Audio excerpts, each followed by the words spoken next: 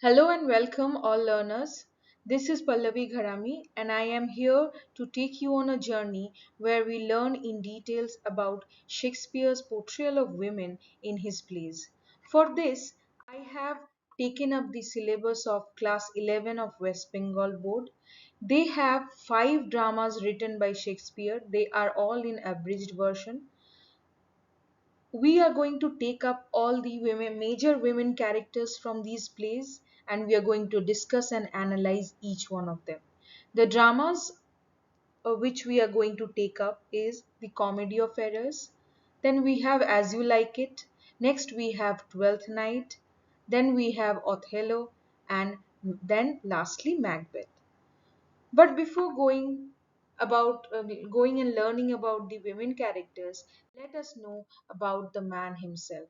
Yes, William Shakespeare. William Shakespeare was an English playwright, poet, and an actor. He is also regarded as the greatest writer in English language and the world's greatest dramatist. He was born in Stratford upon Avon and on on April 26th, 1564, and he died in the year April 23rd, 1660. He is considered to be the greatest dramatist of all time and England's national poets as well as the Bard of Avon. So Shakespeare's position is unique in this world literature. Many poets like Homer and Dante and novelists like Leo Tolstoy, Charles Dickens, they have said that no writer's living reputation can be compared to that of Shakespeare.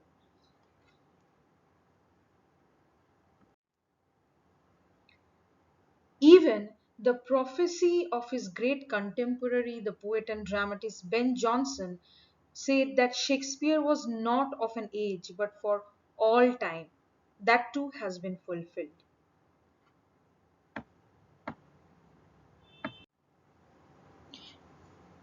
As we continue to learn more of his plays, and has been included in the school curriculum also. Now, let us move into the next slide and see. Yes, Shakespeare is said to have been the greatest feminist, even when the term feminist was alien to the world. He was a very strong supporter of women, and that gets revealed in his characterization of women. Ruskin had once said that Shakespeare has no heroes, he has only heroines. So, though in Shakespeare's plays the female parts were played by male actor, Shakespeare's presentation of those roles were capable of performing. Sometimes in Shakespeare's plays, the women were considered to be the weaker sex. Sometimes Shakespeare had also produced a multitude of strong female characters. Yes, he was also considered to be the champion of women. So every woman in Shakespeare's plays, they have been portrayed very naturally. They have been presented in varied forms, and they represent different emotions. Now let us move into the plays and the women characters in those plays. First, we have the character of Adriana in the Comedy of Errors. So women are present in the Comedy of Errors as vocal forces. They have a lot of opinions and they have many speaking lines.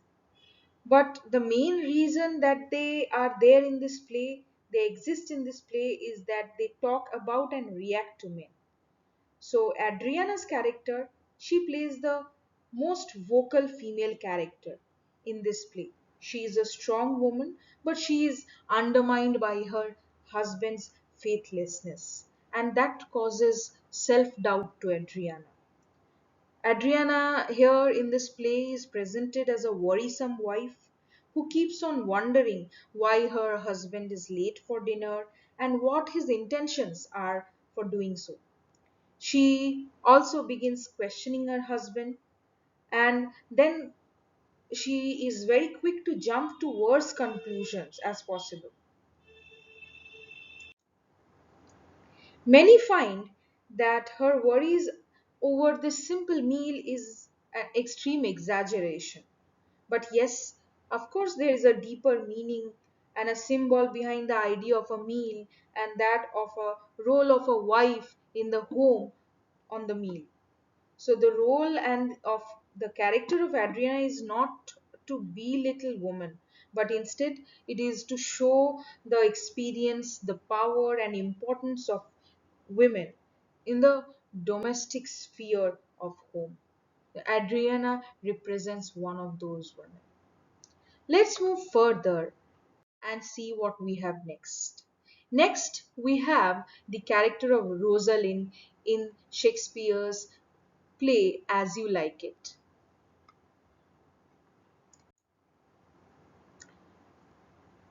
Rosalind is one of Shakespeare's most recognized heroines.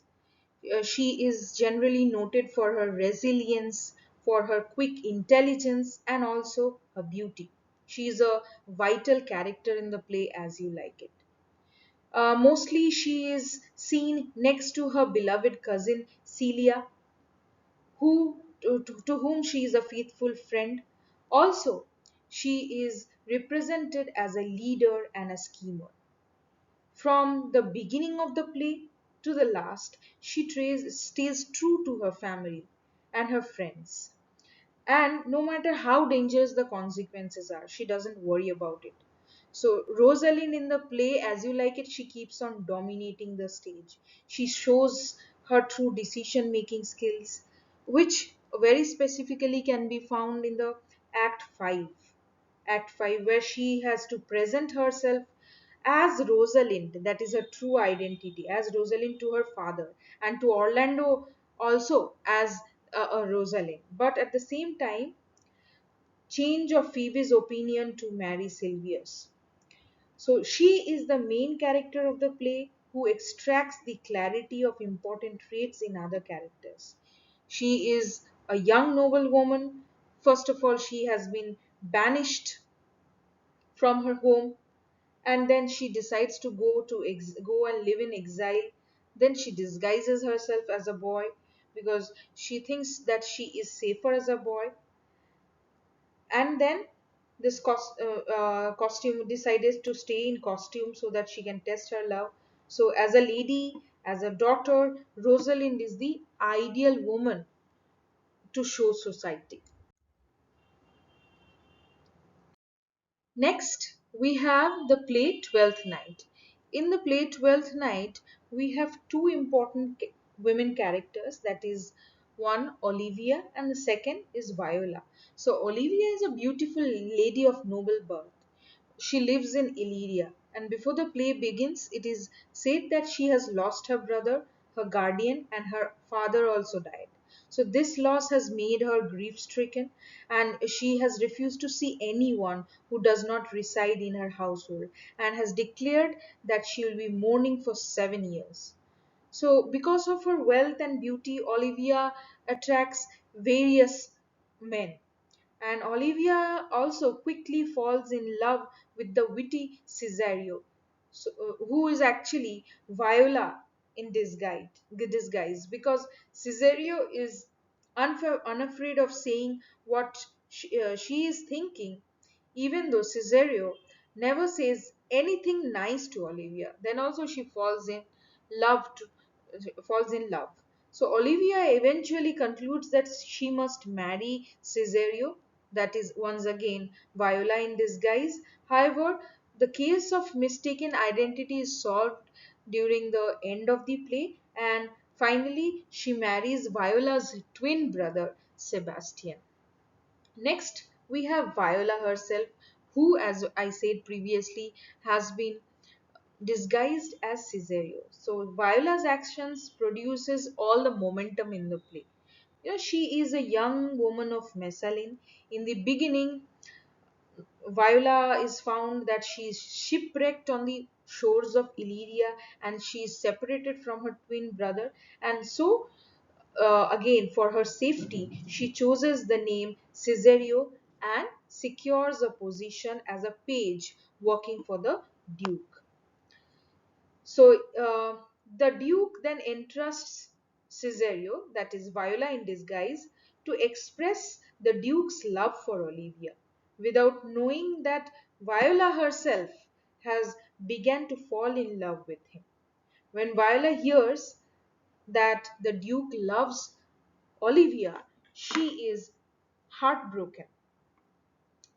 When Sebastian, that is Viola's lost twin, arrives alive and well in Ilidia with a pirate named Antonio, the chaos of mistaken identity ensues because of their remarkable similar looks. They both, so Viola and Sebastian, they both look similar.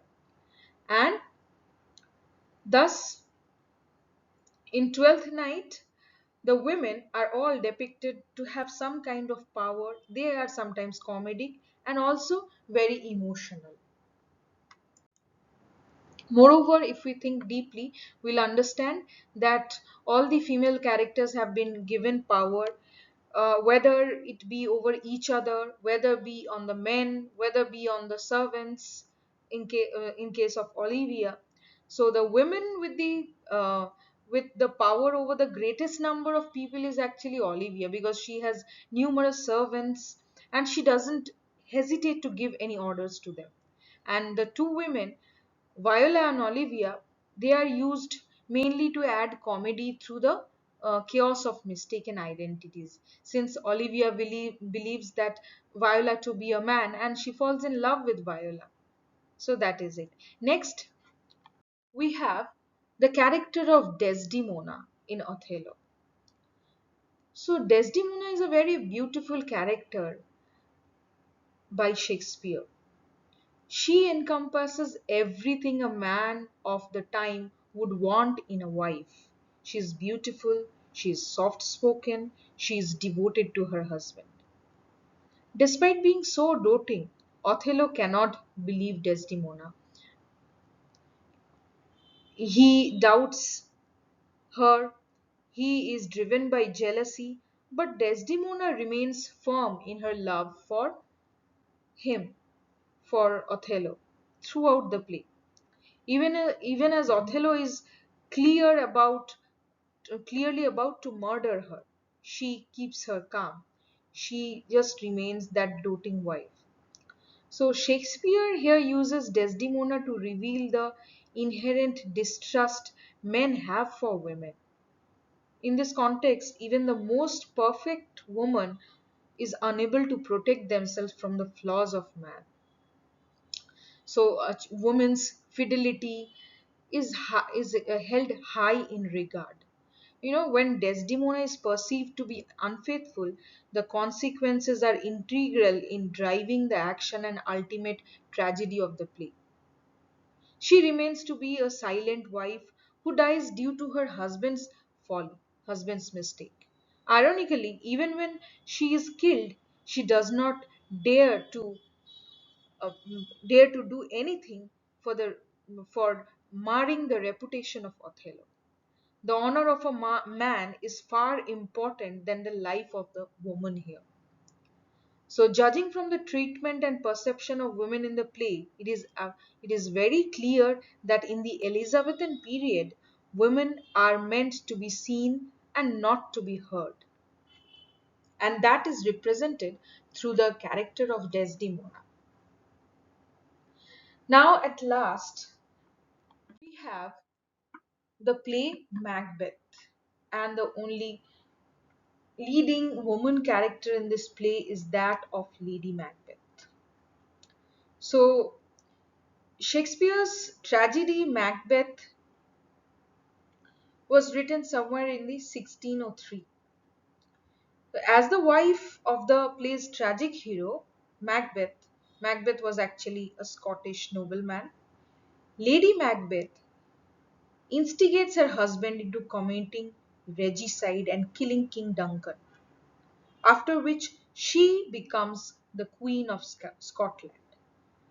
It is, if we read the play, if we understand it deeply, we'll understand that Lady Macbeth is possibly Shakespeare's most famous and vivid female character. Everyone, every reader, whether they have read or seen the play Macbeth, has a view of her. They have some kind of view about Lady Macbeth. She is generally depicted in the popular mind as an epitome of evil, and the images of her appear over and over again in several cultures. But in spite of this, she is depicted as a strong, tough woman, and in her drive to induce Macbeth to murder King Duncan, she appears to be that, but having succeeded, it does not take long for her to crumble, for her to break down, and finally she is destroyed by her guilt and she ends up committing suicide.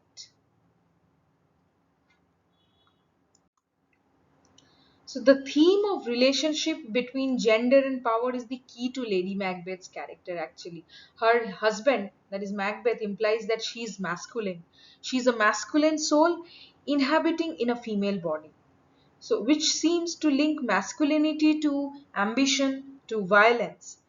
So Shakespeare seems to use her and the three witches to undercut Macbeth's idea that undaunted metal should compose nothing but males. So these crafty women use female methods of achieving power, that is, manipulation. Lady Macbeth, throughout the play, she has been manipulating and she has supposedly male ambitions. So, women in this play can be uh, as ambitious, as cruel as men.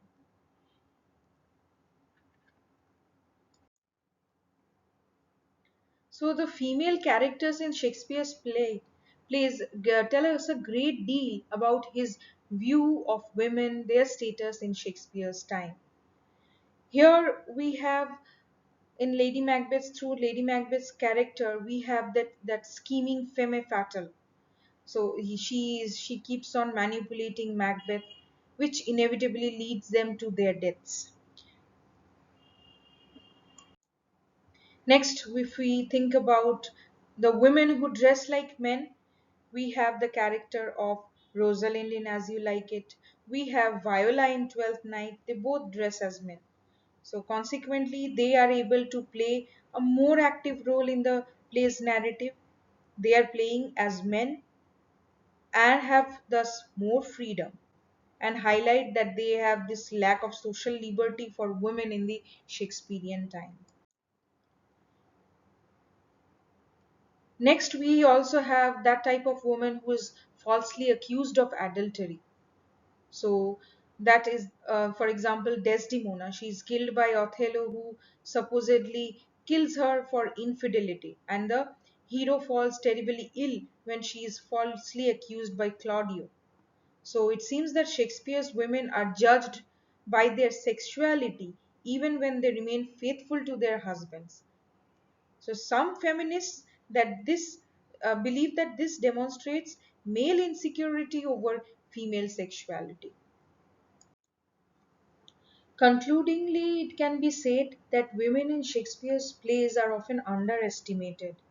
While they are clearly restricted by their social roles, Shakespeare showed how women also could influence men around them. His plays showed the difference in expectations between upper and lower class women of the time. The higher born women were presented as possessions that were to be passed between fathers and husbands. In most cases, they were socially restricted and unable to explore the world. Many of these women were controlled by men in their lives. In case of lower born women, they were allowed more freedom in their actions precisely because they are seen as less important than the higher born women. Apart from all these characters that we have just now discussed and known about in details, we have many other characters, prominent characters that appear there in Shakespeare's plays. As we know, some of the famous characters are that of Juliet in the play Romeo and Juliet. We have Cleopatra in Antony and Cleopatra. We have Portia in the Merchant of Venice, we have the character of Ophelia and Hamlet. So these are the prominent female characters of Shakespeare's plays. Apart from all these characters, hope this will help you.